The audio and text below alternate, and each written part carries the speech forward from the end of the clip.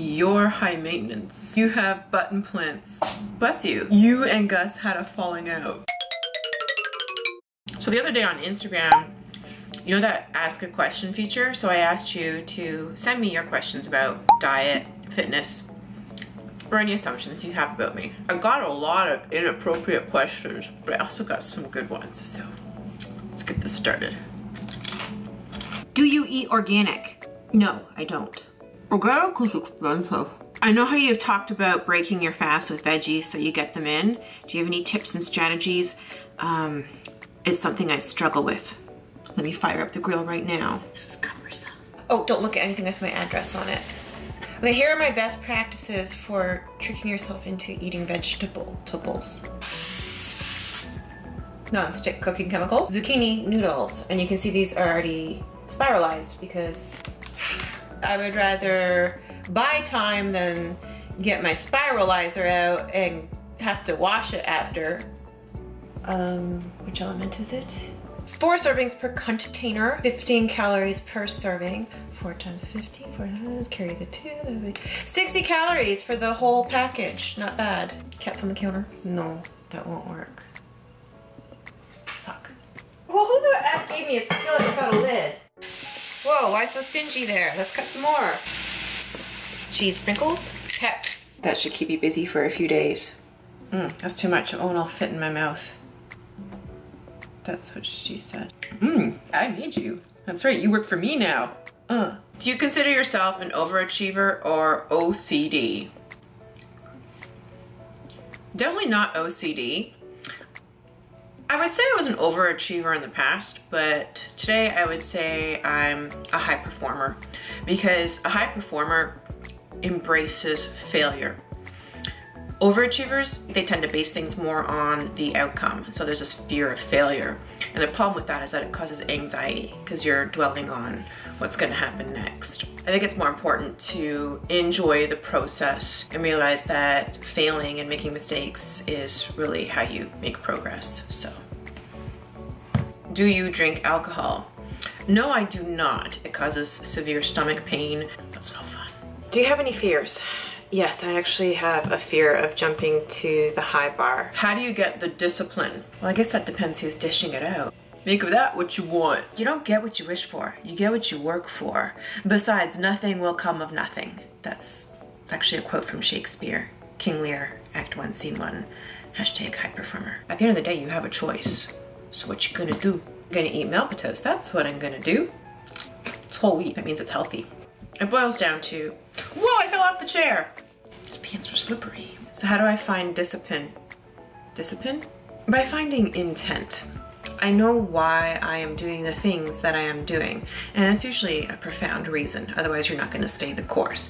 I like to train in a way that ameliorates my muscle imbalances so that I can move pain-free. That's important to me because I wanna be a centenarian who goes bungee jumping. Do you align yourself with a particular faith, religion? I'm a Christmas-loving Jew. I want a Christmas tree, damn it. It would be the most epic cat toy. Do you want kids?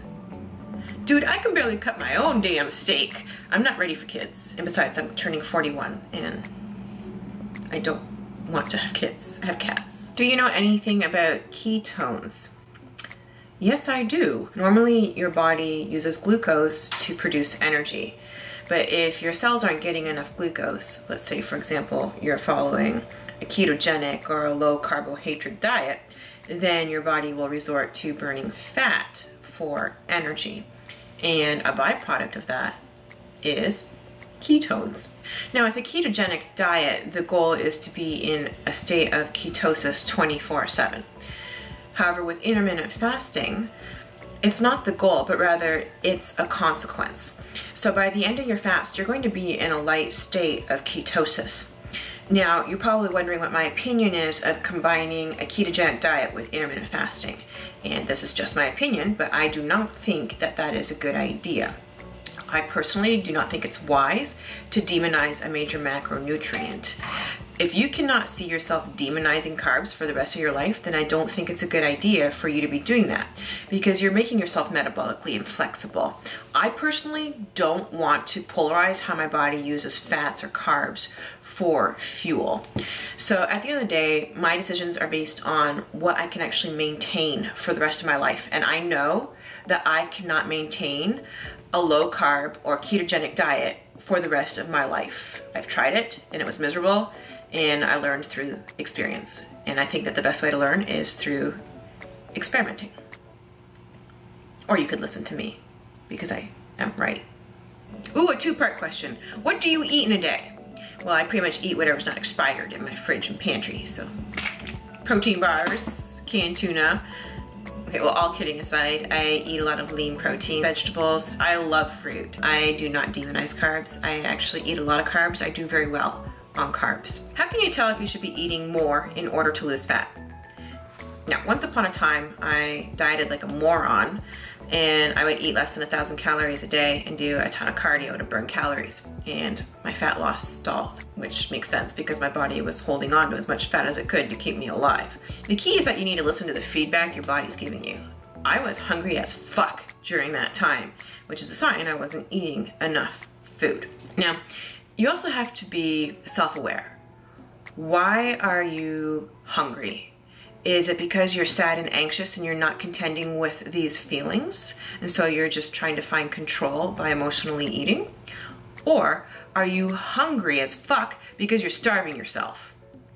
And chances are, if you're starving yourself, it's because you're either anxious or sad, so it all stems back to the same thing. That was a good answer. What will it take for you to fall in love with someone? A fucking miracle. Somebody who will be my hero, who will keep me safe from spiders, and who will help me jump up to the high bar. Somebody who will make me laugh a lot. And I definitely have to celebrate Christmas because I want a Christmas tree, and they have to like my cats. If you don't like my cats, then forget it. Bye, Felicia. How long are your workouts and how many per day? Anywhere from 30 minutes to an hour and a half. And it can take longer because, like, if I'm filming myself, I have to set up all the cameras and get the good angles and. If your arch has collapsed, what's the best way to determine if it's ET or IT? Well, I tend to be an IT parasympathetic-aholic.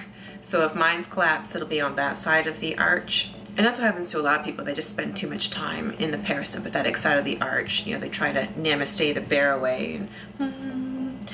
But the reality is that we need to express strong emotion. You can't repress your anger and your frustration, because if you do, it gets stored in the body and it can present as various symptoms such as low back pain, chronic fatigue syndrome, irritable bowel syndrome. So one thing I have learned from my Strongfit mentors is the importance of not suppressing my frustration and anger, but rather releasing it.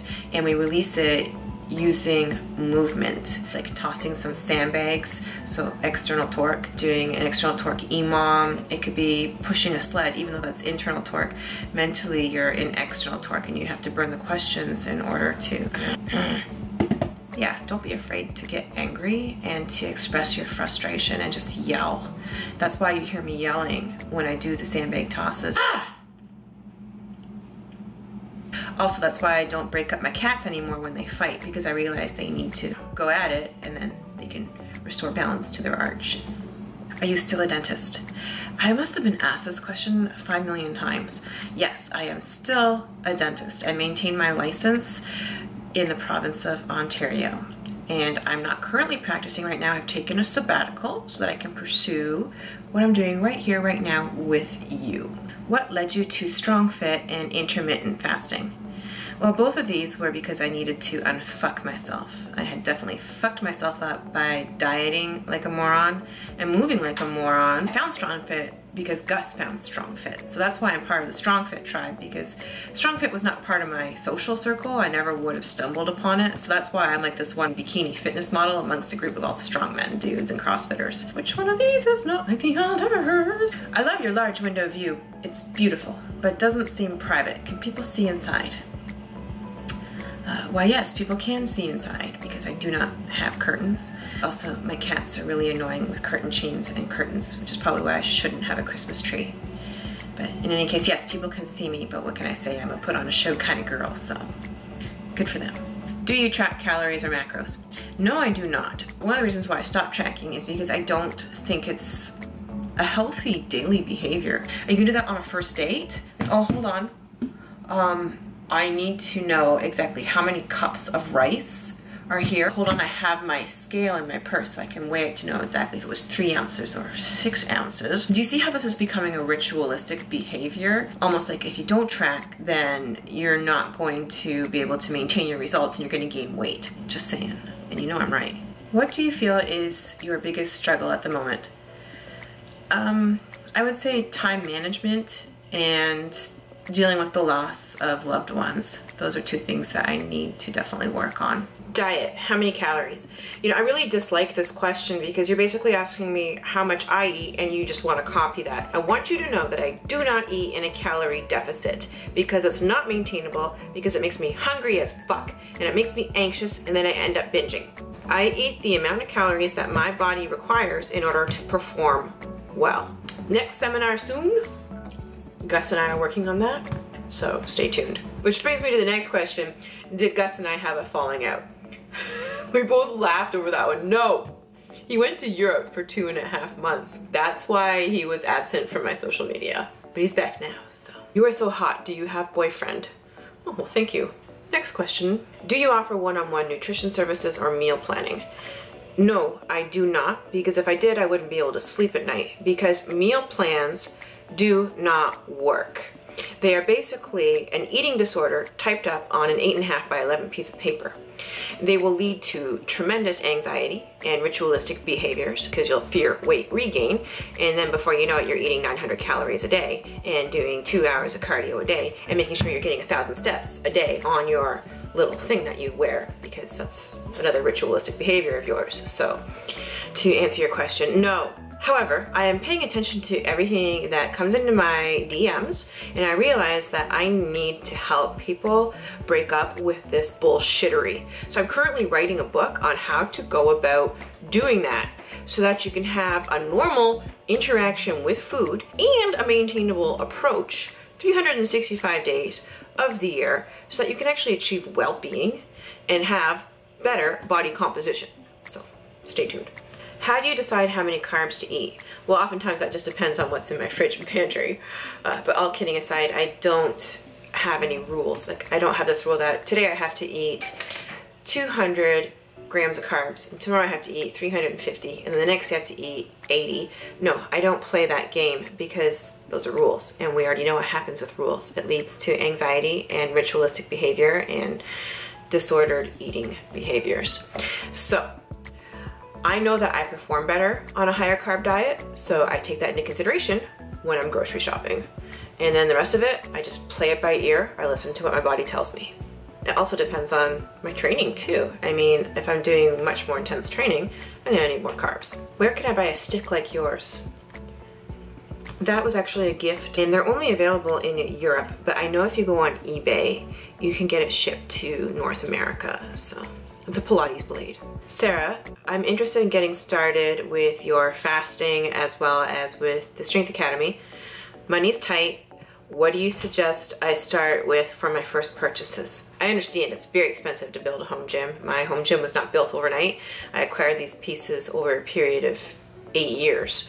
So I would recommend you get started with 2 affordable options, a pec stick, and I'll put the link below, as well as for the ladies, I would suggest a 60-pound Strongfit sandbag, and you can use my coupon code SS10 for 10% off. That'll save you a little bit extra money as well. And then you just get your sand at like a Home Depot. And I let Gus know this because he's currently programming the first 8 weeks to get everybody introduced and started with the Strength Academy. So he knows it's limited to pretty much dumbbells, pec stick, and a sandbag. We got you covered. If you want to join my Strength Academy, you can click the card somewhere. And if you want to do my intermittent fasting, you can also click a card somewhere. Or you can click the linky poo below in the description box. Can you explain how a weak external oblique will impact your hip alignment and how to fix it? Now that's a good question. So if you have an instability, meaning one side is weaker than the other side. There could be a lot of different reasons why it's like that. Perhaps you did a sport where you always favored moving in one direction, or maybe you were like me where you practiced dentistry leaning over like this for 10 plus years. That means you're gonna have a harder time stabilizing your spine and pelvis. You're gonna be Pelvis Presley because your pelvis is all over the place like Elvis Presley, never mind. So you actually see the exercises that I'm doing for fixing this if you follow me on social media.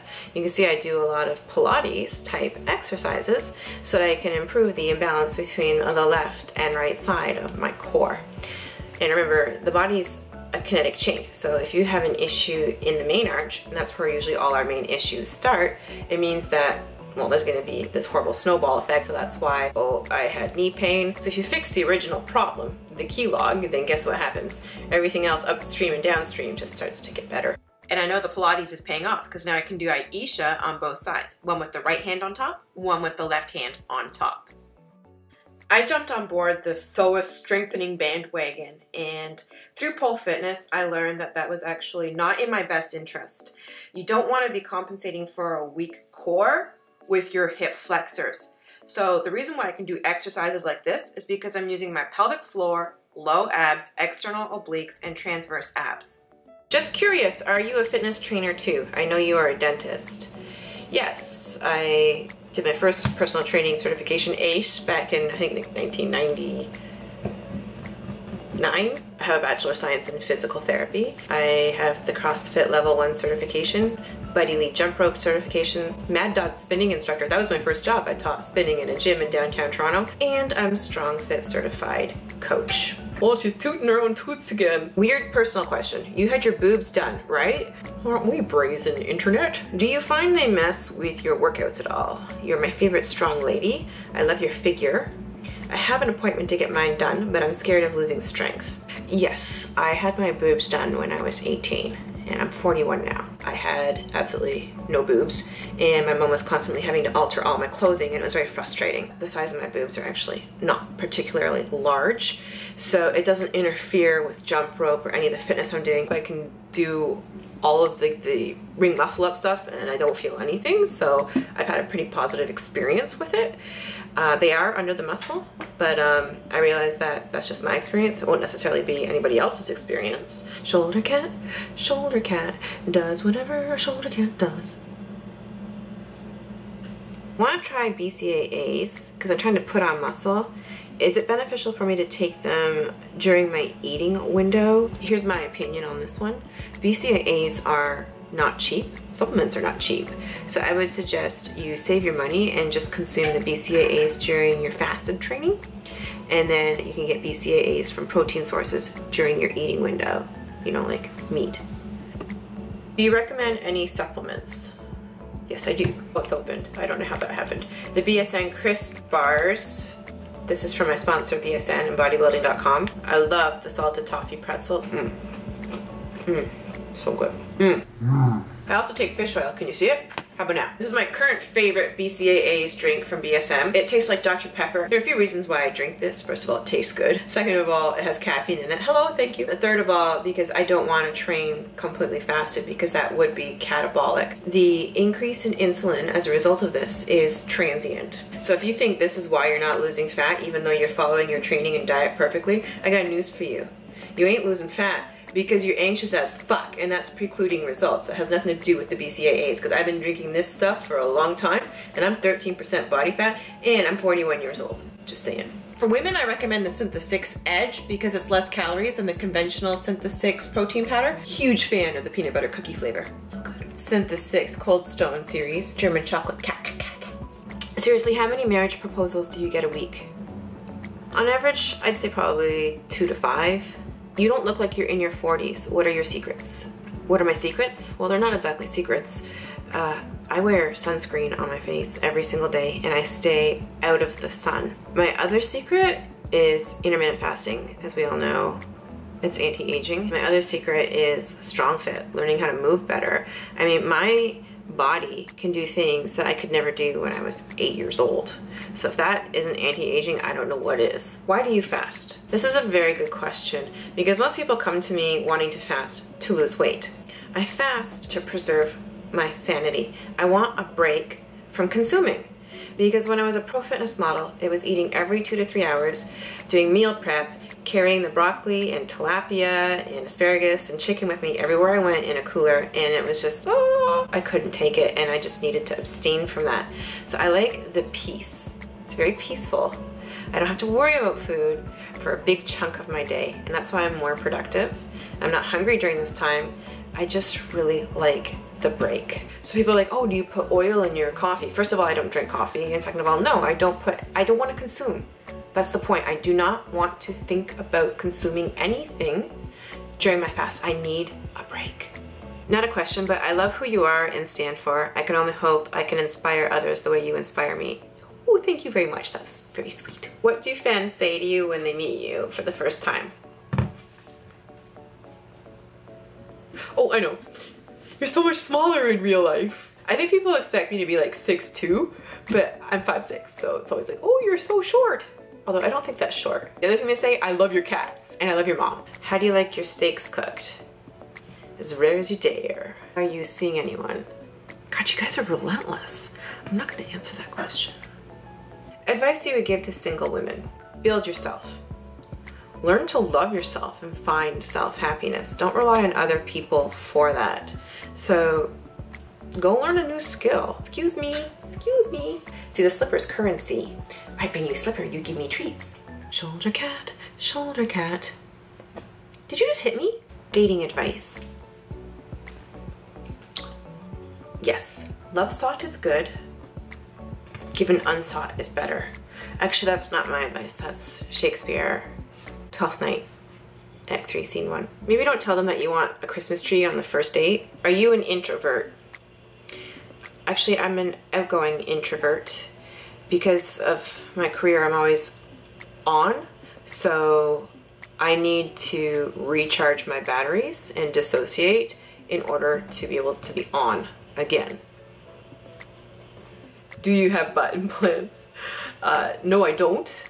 My butt is solid muscle. I think a lot of it is an illusion too, because I do have more of an anterior pelvic tilt. So ever since I was a little girl, everybody's always made fun of my big butt. How long did it take you to learn the splits? How did you learn them?